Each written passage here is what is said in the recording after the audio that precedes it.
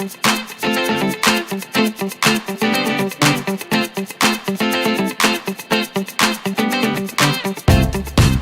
good morning, everybody. This is Dear Mama Sal on a rainy, overcast Monday morning. It's 10 degrees here in southern British Columbia, which would translate through to... Oh, that doesn't help. Hang on a second. 50 American. I'm on my way to work. I'm going to see if I can put in a full day. And I still feel very chesty, but I have a feeling that will probably continue for some time. I took the last of my antibiotics today, and depending on how I feel tonight, I'm going to probably go and see my doctor again to have him just double check that everything's going in the right direction and that I don't need a second course of the antibiotic. I still have some quite serious coughing fits. So we will see. I wanted to this week go through my experience from going to Vegas, because I know a lot of you were really interested in that, and I would like to do it in a series of life lessons and things that I observed about myself, and in the hope that maybe some of you can relate to it. I put down one yesterday about how stubborn I can be, which of course doesn't amuse me. And the next part for me was how genuinely concerned I got about flying when I hadn't flown since 9/11.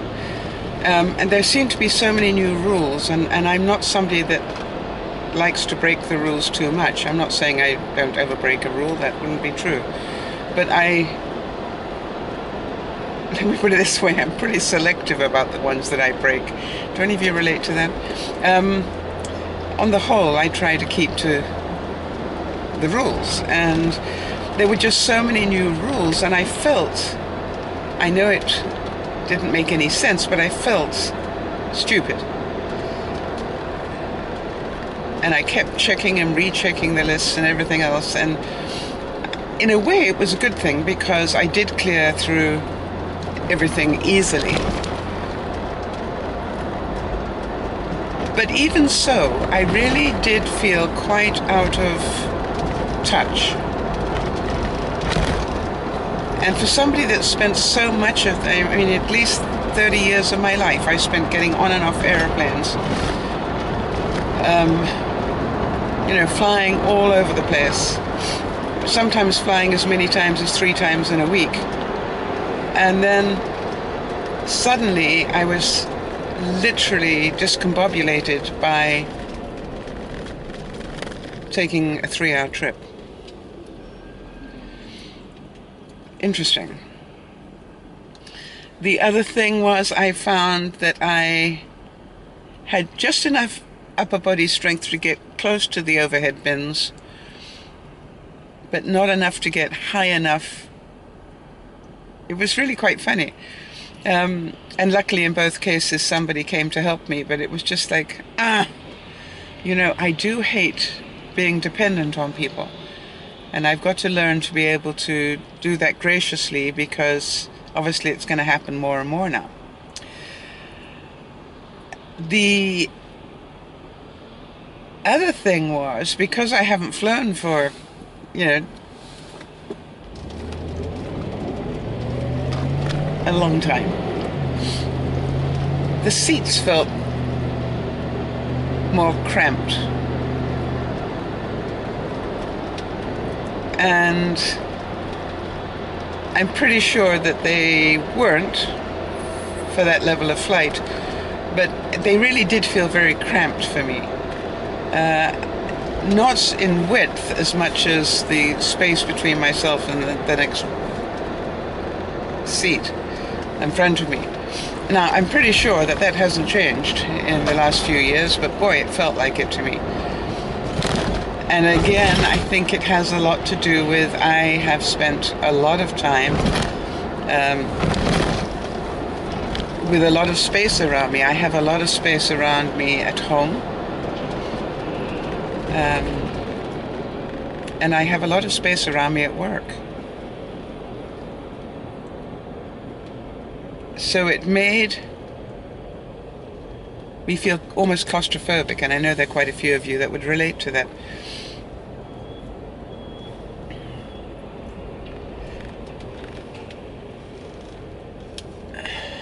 The other thing was I've never flown to Vegas.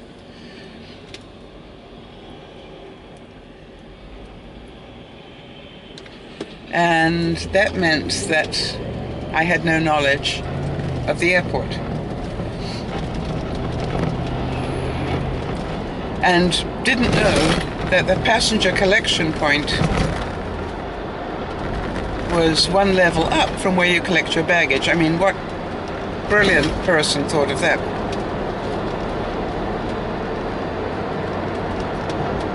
That the majority of the people who are going to be arriving are not going to be having limos and taxis, so it actually caters to the people with limos and people who are taking cabs.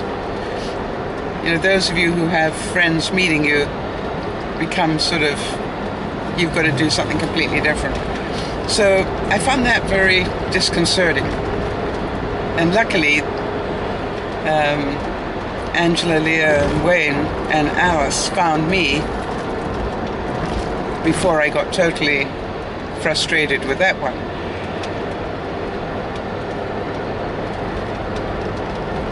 And I was very grateful for that, I can tell you, because I didn't know if I would have found them. So the whole experience of that morning that I went was really quite stressful for me.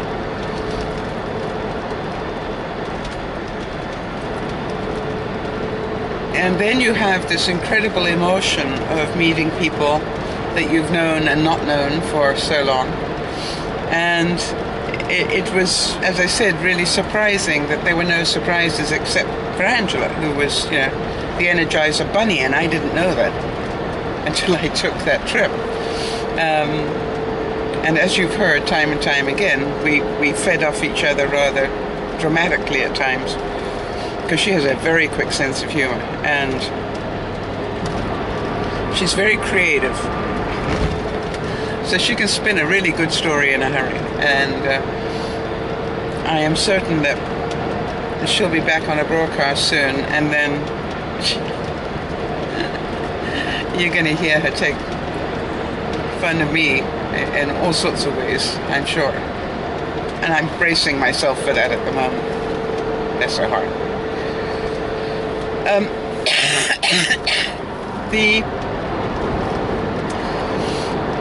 The best thing I did for myself, and I have to thank everybody for that, is the first day, well, I arrived there just afternoon.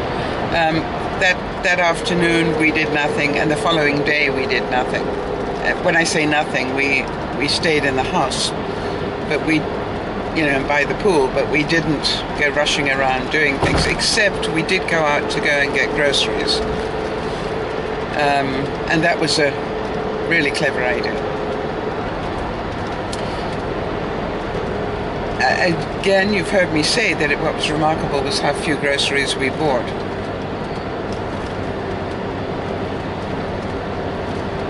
So, definitely the way to go. I mean, I definitely think this, if you've got an ability to ride around, and I'm not sure what it would have cost to hire a car for that length of time, but just the freedom of having a home to go back to was just, you know, amazing. Especially as you heard that it was costing people $6 just for a cup of tea. I mean, that's pretty steep stuff, you know. So goodness knows. I mean, the average meal was really expensive as well. And I say your average meal, I'm talking, you know, burger and fries. I'm not talking anything more complicated than that. But that's how the city makes money, so I don't deny that, or I'm not against it. It's just that, boy, if you haven't been. And the strange thing was, as you've heard, none of us actually gambled. That was really weird. And so we were there to meet and greet each other and to see some of the sights rather than, gamble. Now, if I went again, I would probably go out of my way to visit a couple of the big hotels inside so that I could see them.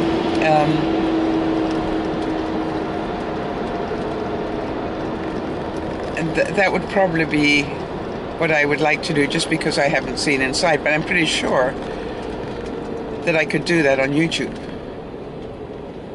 And I think that's the amazing thing today. Somehow, when I looked at it, how many people had been on the high roller as I did, and had YouTubed it.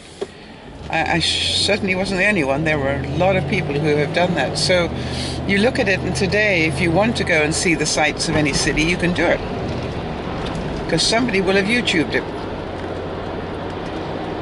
And so for those of you who are housebound to a large extent, I encourage you to take a year, and instead of watching the cute kittens and pretty puppies and things, to maybe spend some time having a look at the major sites around the world, from the major cities. And you will be amazed at what you will feel. It'll change your mentality. It'll brighten your days, as long as you don't go into resentment that you can't get there. But as long as you can sort of look at it like a movie and go, wow, isn't that awesome? You will actually give your spirits a lift.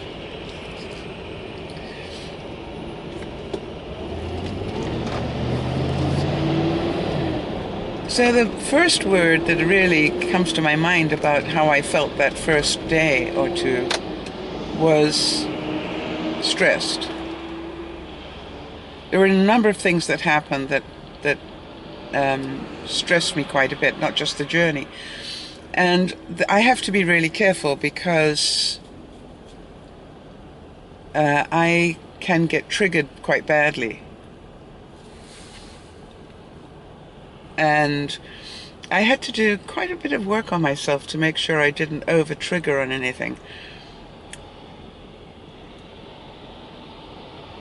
And what I did was,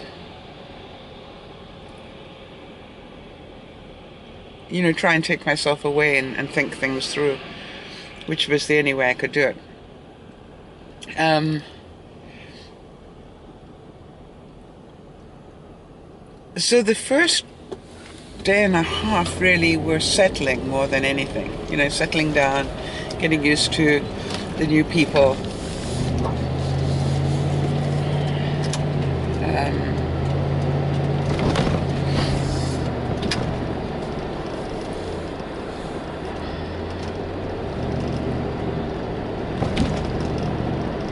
It was very interesting to me how difficult that is. I live with the same people for the last 16 years. I have worked with the same people for over 10. You sort of suddenly realize, when you get to my age, you're not meeting up with a lot of new people and trying to adjust. So that's a very interesting part for me. And the takeaway, if you like, from that was that I need to do more of that. Instead of getting more comfortable in my surroundings, I need to get less comfortable and start doing things where I get out and meet people more. Now, I know what some of you are saying. You're really do a job and also upload every day. So what makes you think you're going to have the strength to be able to do that? Well, I think the important thing is to make sure that I'm regularly going out and meeting people or inviting people to my home. Things that make me interact.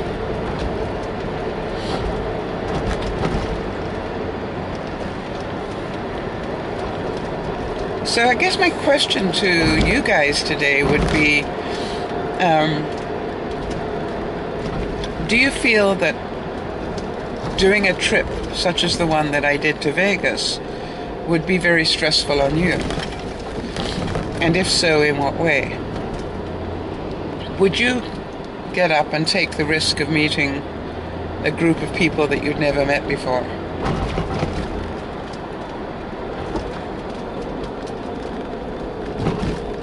And I know that a lot of you would say absolutely not, because you never know who you're meeting.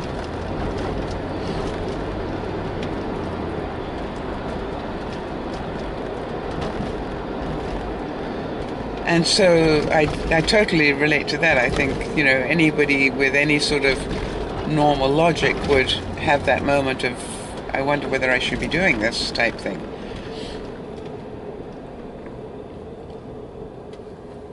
So give it some thought, and then, if you can, do what I'm doing, is just take a look at it and go, I wonder why. I wonder why I haven't traveled a lot in the last 10 years. I wonder why I've stopped entertaining new people. I basically entertain people I know. And so that's part of my work now that I'm back, is to have a look at that.